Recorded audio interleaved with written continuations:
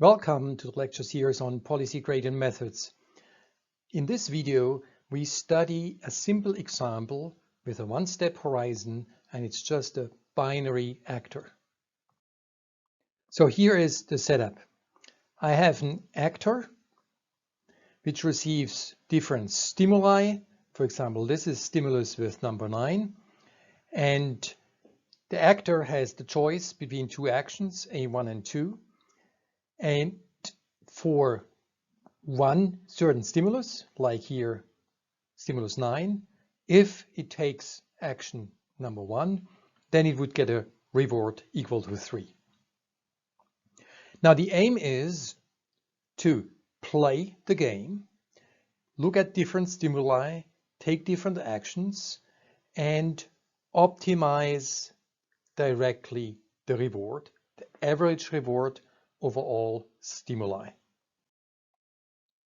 Now, stimulus number 9 might be a high-dimensional pixel vector, so I denote it by vector x for stimulus number 9, and it will have many different components running from 1 to n.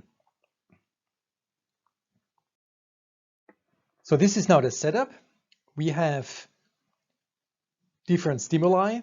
I look at this stimulus number 9 for the moment, and then the actor can choose an output, action 1, and I describe this as an output of a neuron. If it takes action 1, that it means the output is 1. If it takes the other action, there are only two actions, the output is 0. So I can now describe the probability of taking action 1 for this stimulus, input x, and for my set of parameters. The probability of taking action 1 is really the probability of generating the output symbol y equal 1 with these parameters w.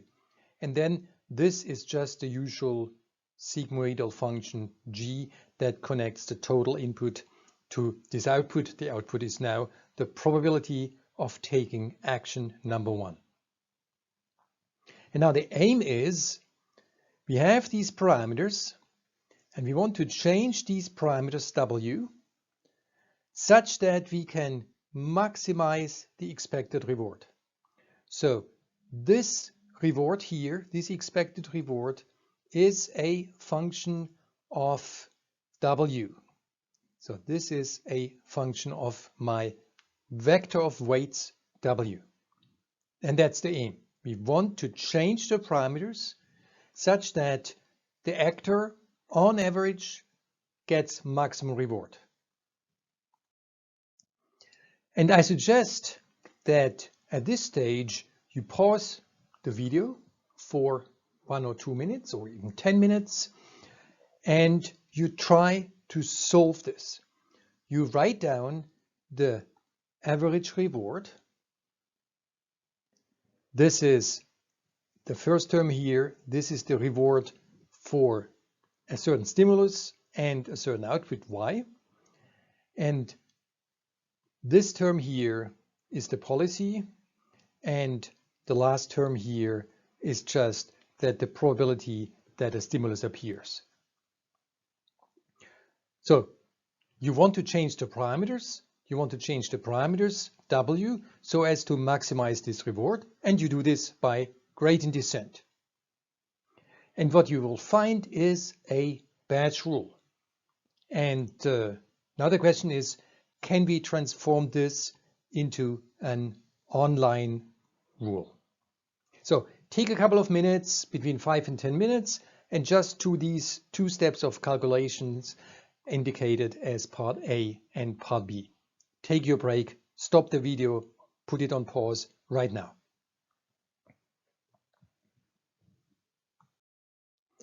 Now, I hope you have tried it for yourself. If you didn't succeed up to the end, it doesn't matter.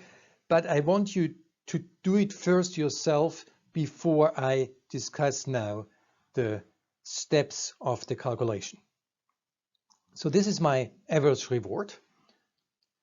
It's expressed as a function of the policy. And the policy is this function. that we have seen before.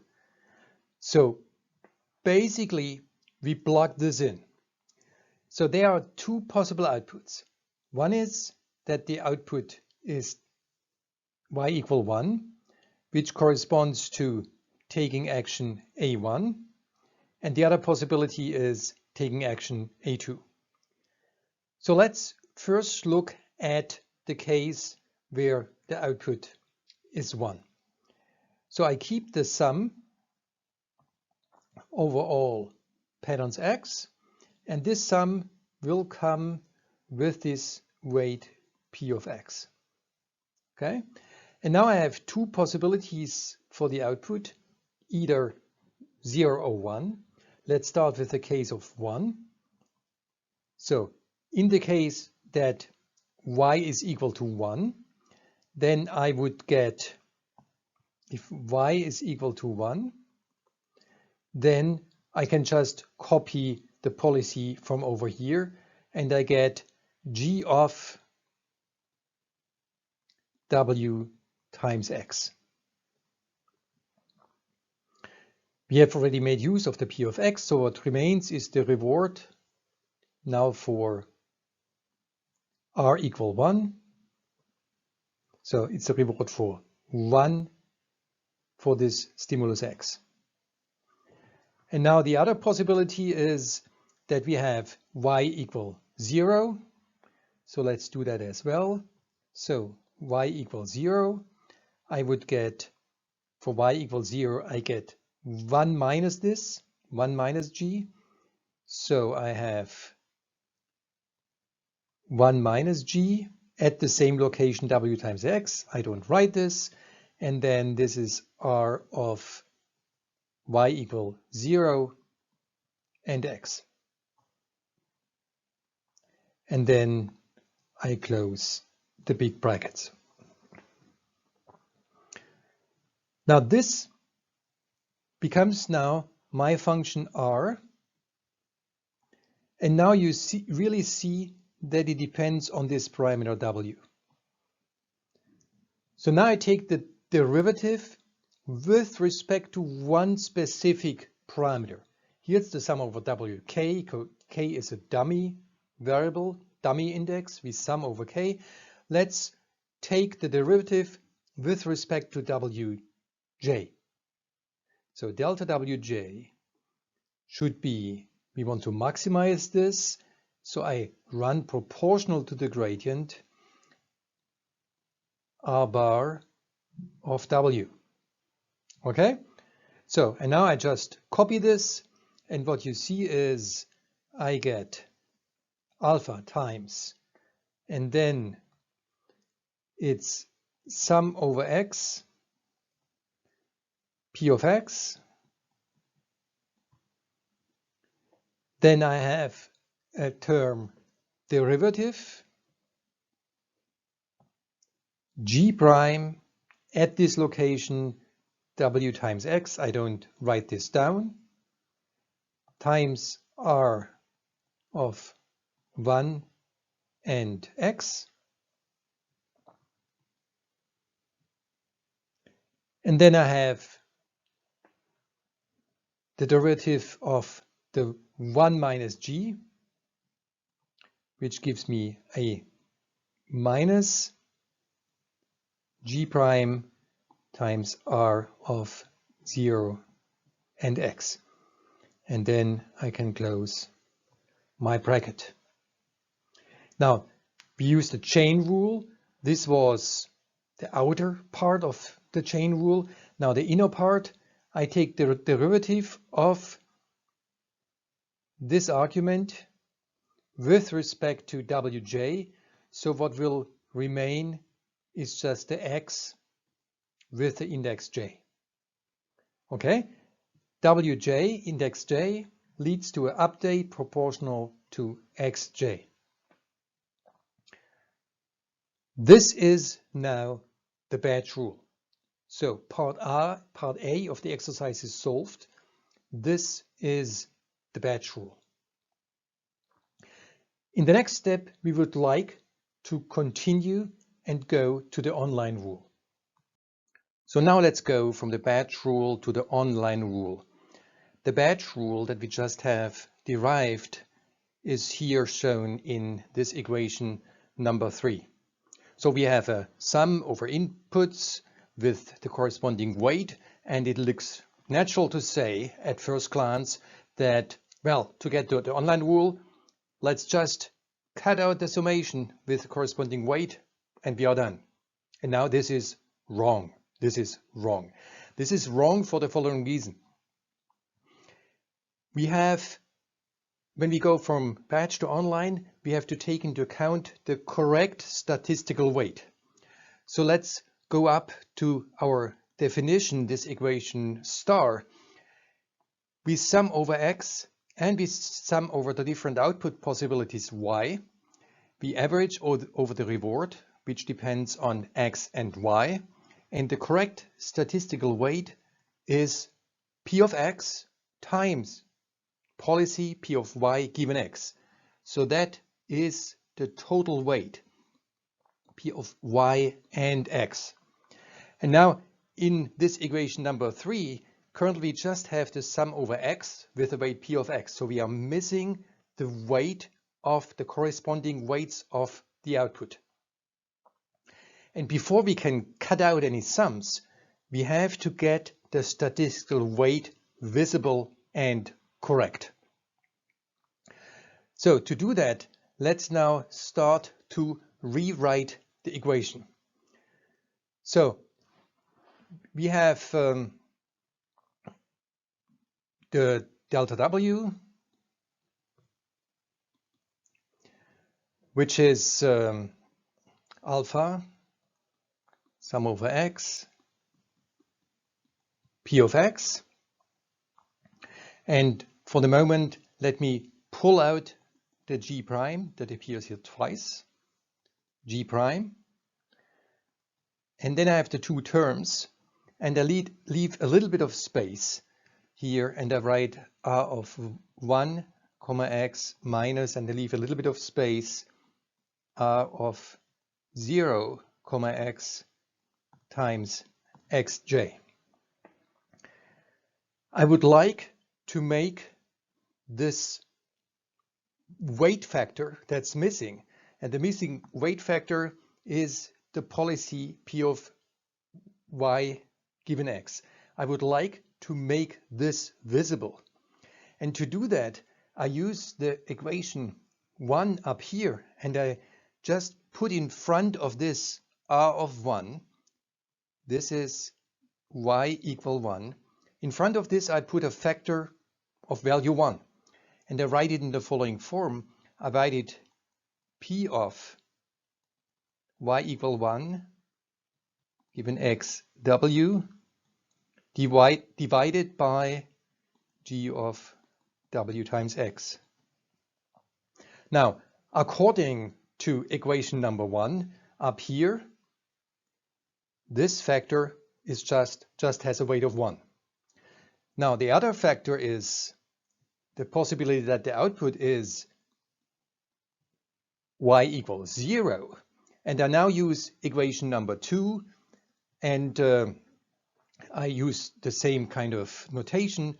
Let me write p of y equals 0 given x and w, I don't have the space, divided by 1 minus g of, and I don't put the indices. Now you see, again, this is a factor of 1. The first case accounts for the situation that we have here. This is the output y equal 1, and the second case is the output y equals 0. Now let's try to get the sums that we have in the equation star up here, that we have that in front with the corresponding weight. Let's try to get that in front of my equation here. So let me write this as alpha sum over all possibilities x, p of x, and then I have then I would like to sum over all possibilities y, and y has now two possibilities. Its element either 0 or 1. And let me pull out these factors that I have here. So I have first the factor p of y equal 1 given x, the factor over here that comes with r of 1 and x. Now I would like to write this together in the following form. I take here the term p of y given x,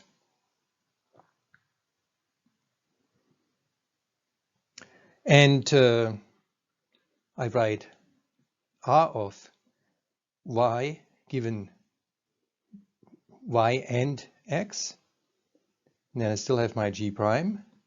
And now comes the first term that I've said that I've denoted in green, and I have a term that has a g over w times x in the denominator.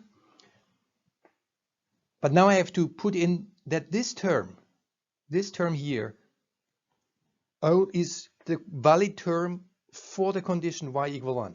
So I have to put in this if condition, and I do it simply like this. I multiply with y. So if y is equal of 1, we get this green term back into the equation. And now I have another term that for which I use the other color, and so this is now 1 minus g of w times x, and this is for the condition if y equals 0. Let me write this condition as 1 minus y, and then you see that if I put in y equals 0, then the green term disappears and the pink term survives. If I put it y equal 1, then the green term survives and the other term disappears. So the if condition is now implemented in a correct fashion, and I still have to multiply with the xj. And now you see, at this stage, I get back the correct statistical weight. So I have p of y given x and the weight p of x. So now we can go from the batch rule to the online rule. So going to online, what we have to do now is simply to cut out the statistical weights, the summation signs, because it becomes self-averaging. If we go over many, many examples will automatically be taken according to the stimulus distribution p of x, and outputs will automatically be generated with a policy. So if you just online play many, many, many examples, the averaging occurs now correctly on its own. It's self-averaging. So we have the online rule delta wj equal alpha, and then I have r of yx, then I have my g prime evaluated at w times x, and then I have the two terms y divided by g prime w times x minus 1 minus y 1 minus g w times x. And I finish with the xj. So this is now the correct online rule, the final equation. We went from equation number 3, the batch rule, to the online equation number 4. And now you see it was quite a bit of work to get all the factors correctly in. In the next video, we'll see that there's a much more elegant method of doing this. But let's summarize. To summarize, we have an actor. It takes a stimulus. It has two actions. We have a reward function that says, for this output Y and this stimulus, you get that much reward. It might be 0, it might be 0.2, it might be 500. And then we have this policy that's just some nonlinear transform of the weighted average over the inputs. And then the result is, well, if the actor, via its policy, chose the output 1, then this is the update rule. If it chose the output 0, then this is the update rule. So this is the online update with the correct statistical weight. So batch to online, you have to pay attention that the natural statistical weight must be correct. So this natural statistical weight in this case has two components. In fact, it has three, because first we have a stochastic starting point with a certain weight P of S. Then we have the stochastic policy. And if we have not just a one-step horizon, but a multi-step horizon, then we would in addition also get the weighting factor for the next state.